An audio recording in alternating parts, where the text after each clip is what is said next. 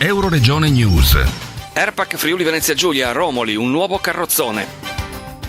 Un nuovo ente autonomo del Friuli Venezia Giulia per il patrimonio culturale, l'Airpac, dovrebbe nascere con direzione generale a Gorizia. Vi confluirebbero l'azienda speciale di Villa Manin, i musei provinciali di Gorizia, l'Istituto per il patrimonio artistico e culturale, già centro di catalogazione. L'intento è di razionalizzare i costi e di valorizzare il patrimonio culturale regionale, di cui i musei provinciali di Gorizia conservano una parte cospicua. La proprietà delle collezioni passerebbe dalla provincia alla regione nel quadro di una ripensata strategia per la gestione dei beni culturali. L'assessore regionale Gianni Torrenti è soddisfatto per l'esito dell'esame in sede di quinta commissione consiliare del disegno di legge sulla creazione di questo nuovo ente. Torrenti ritiene che la proposta sul patrimonio museale della provincia di Gorizia sia stata apprezzata sia dal comune che dalla provincia di Gorizia, anche se non ancora ritenuta del tutto soddisfacente, soprattutto nella parte relativa alla proprietà delle collezioni provinciali. Una soluzione si cercherà nei prossimi giorni nell'ambito della legge sul riordino delle autonomie locali. Marcato di altro tono il commento del sindaco di Gorizia Ettore Romoli, anche sul senso stesso di questo nuovo ente.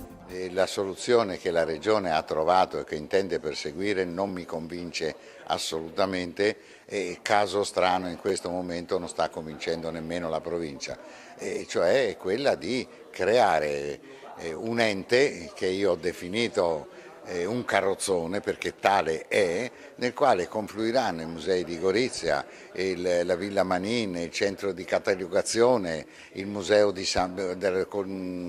delle tradizioni contadine di San Vito, cioè tutta una congerie di enti e di attività che non hanno niente a che fare fra di loro.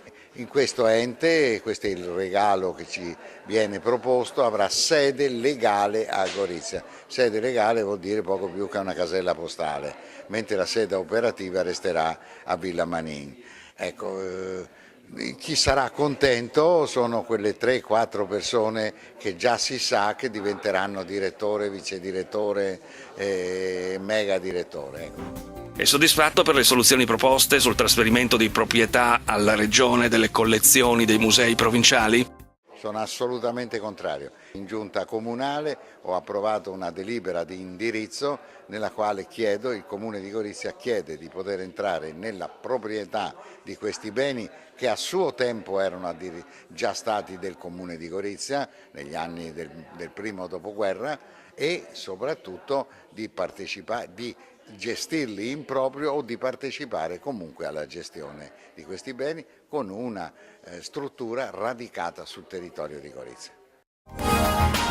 Euroregione News.